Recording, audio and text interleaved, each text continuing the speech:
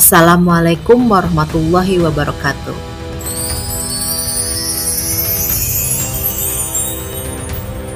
Ratu Balqis, perempuan hebat di era Nabi Sulaiman alaihissalam.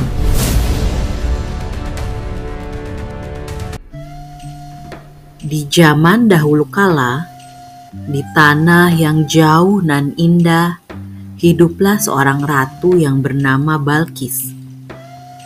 Ratu Balqis adalah seorang ratu yang berkuasa di kerajaan Saba, sebuah kerajaan yang kaya raya dan sangat makmur.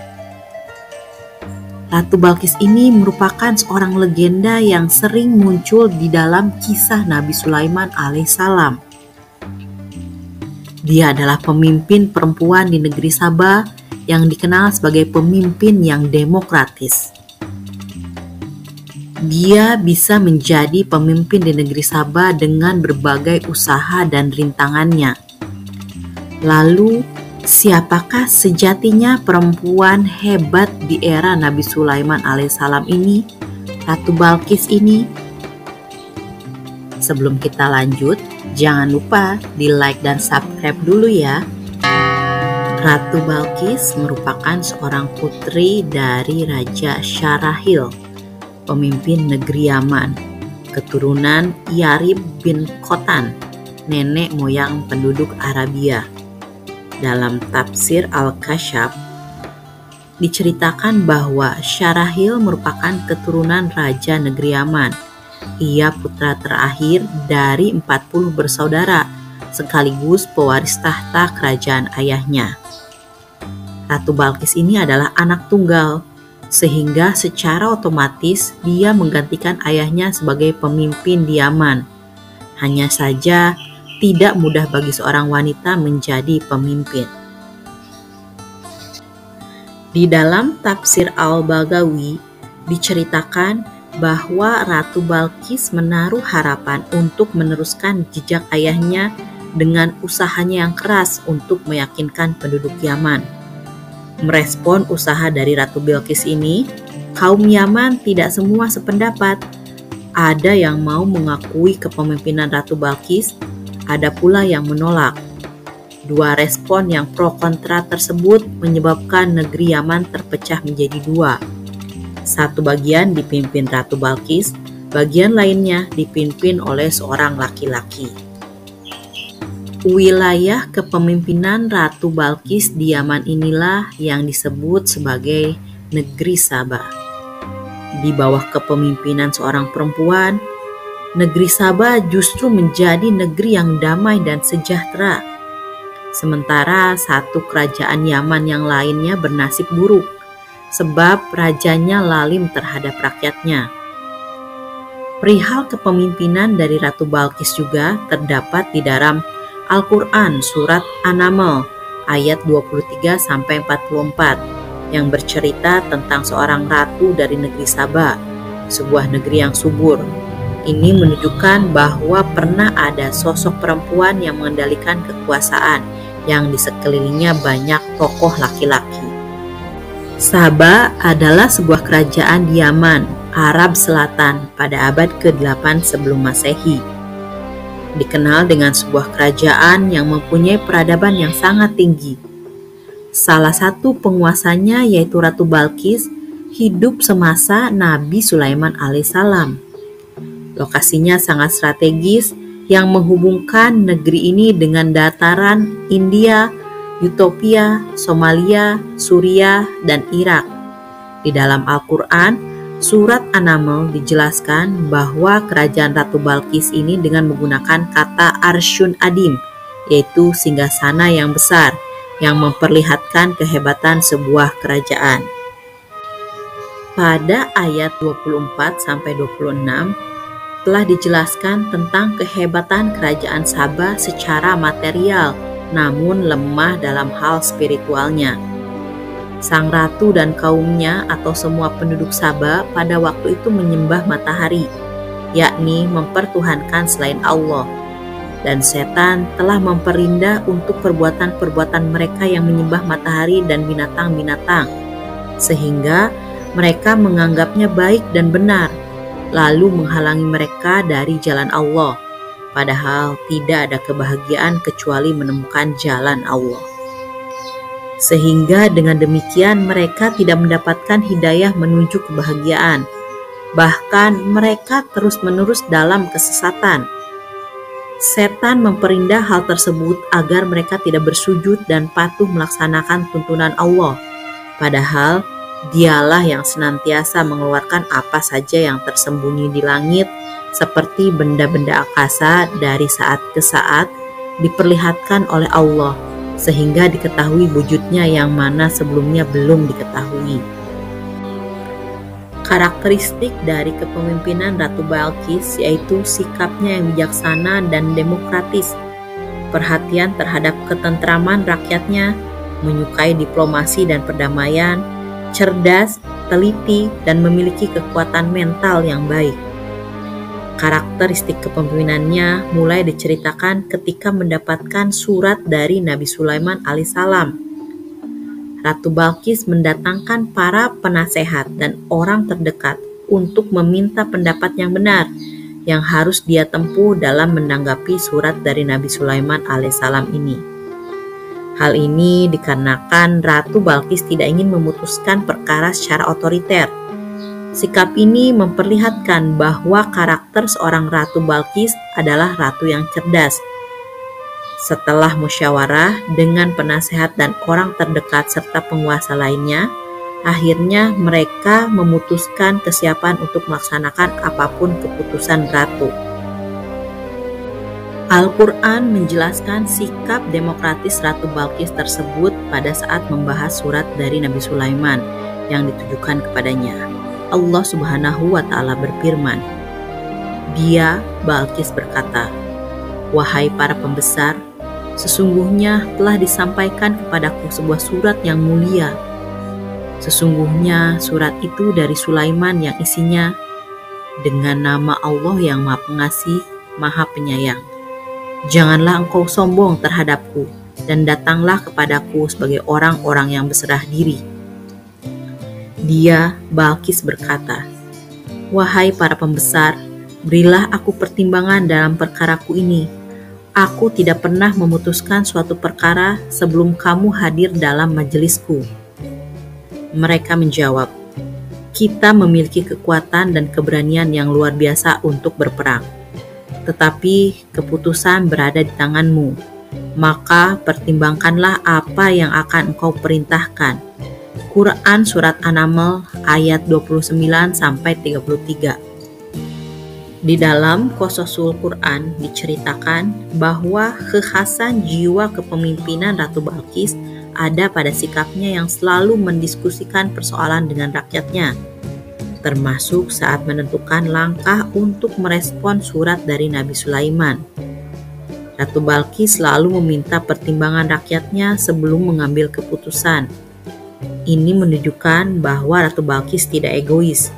Ia mementingkan kesejahteraan semua orang.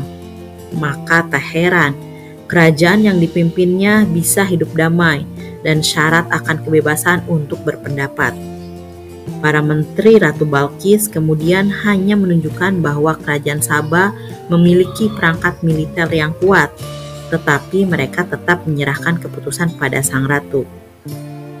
Hal ini sebagaimana yang tertera juga pada surat An-Naml di atas.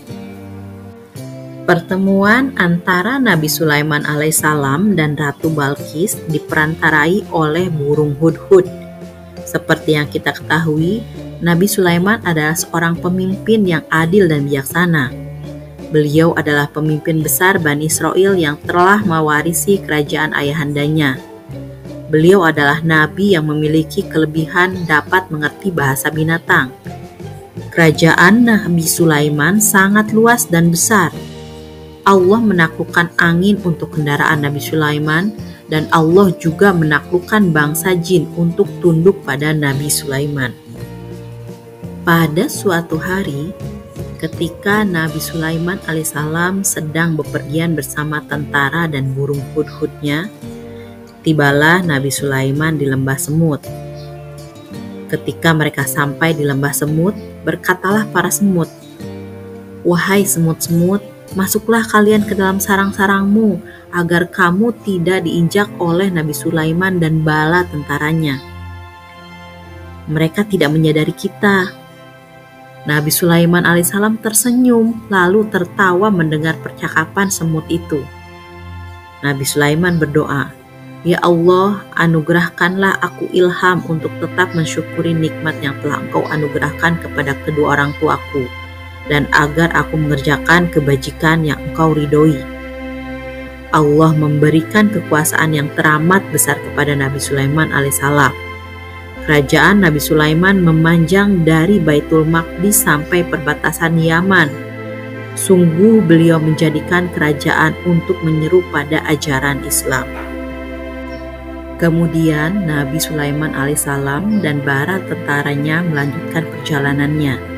Tiba-tiba di pertengahan jalan, Nabi Sulaiman memeriksa burung hudhud tidak ada.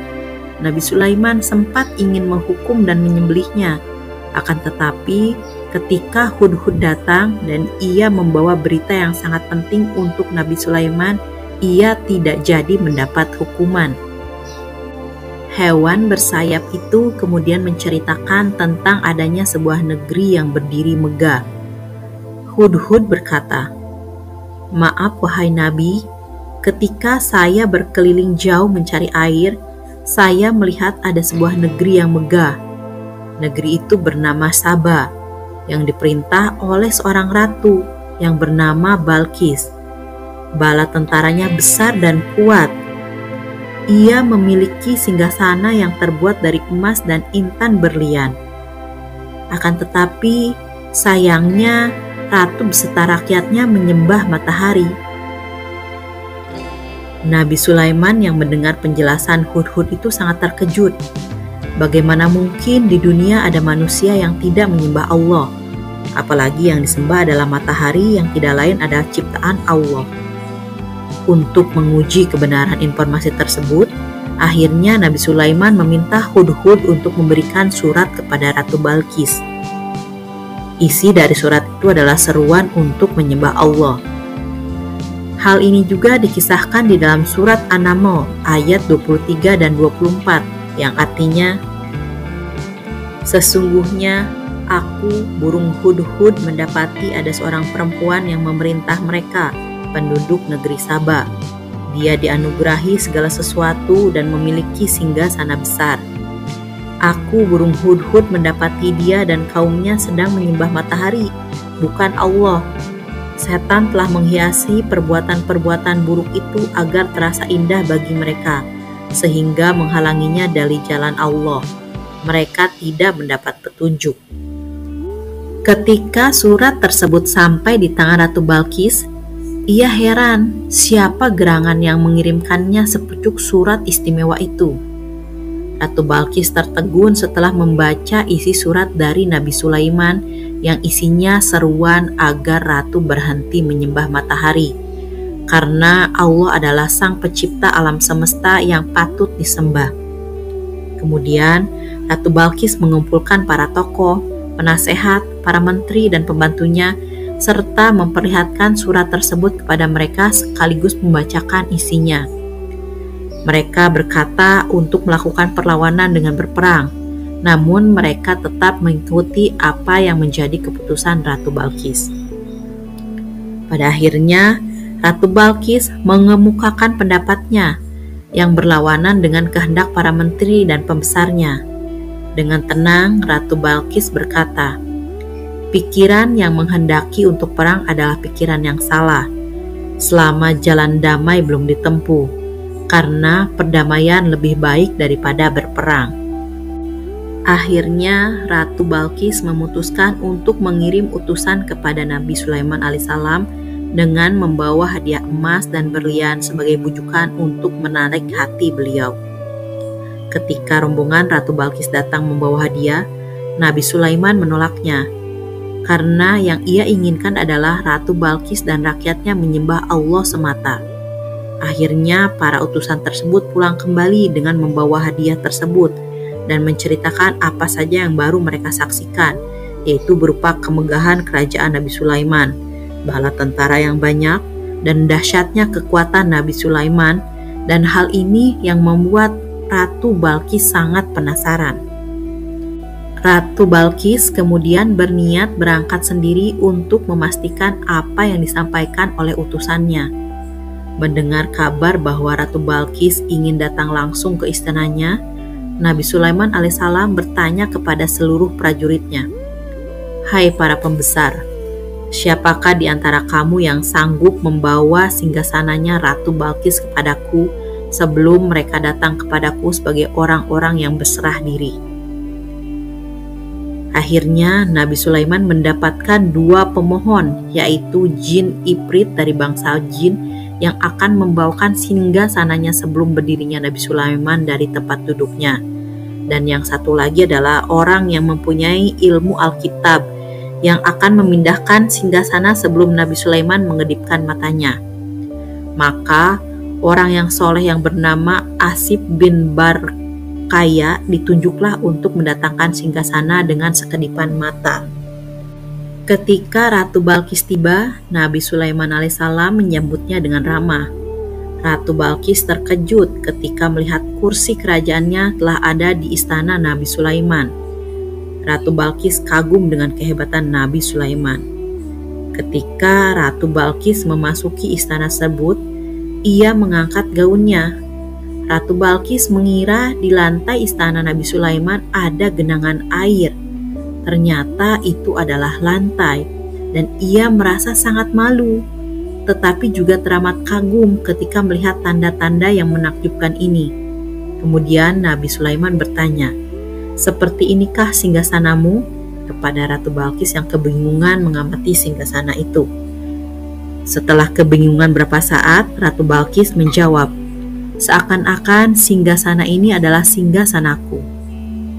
Nabi Sulaiman kemudian berkata lagi, "Kami telah diberi pengetahuan sebelumnya dan kami adalah orang-orang yang berserah diri."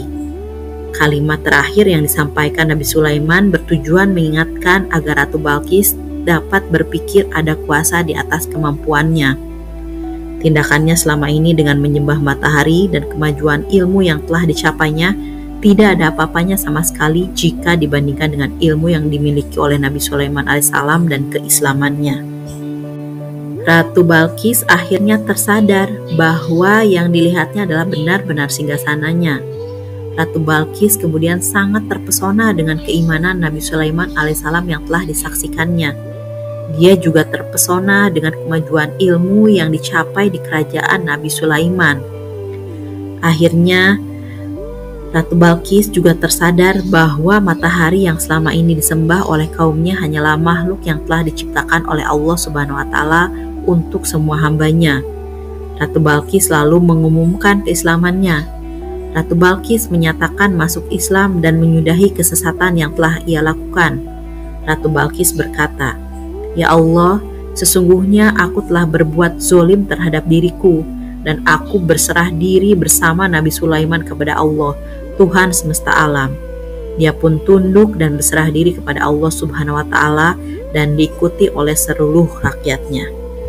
Wassalamualaikum warahmatullahi wabarakatuh.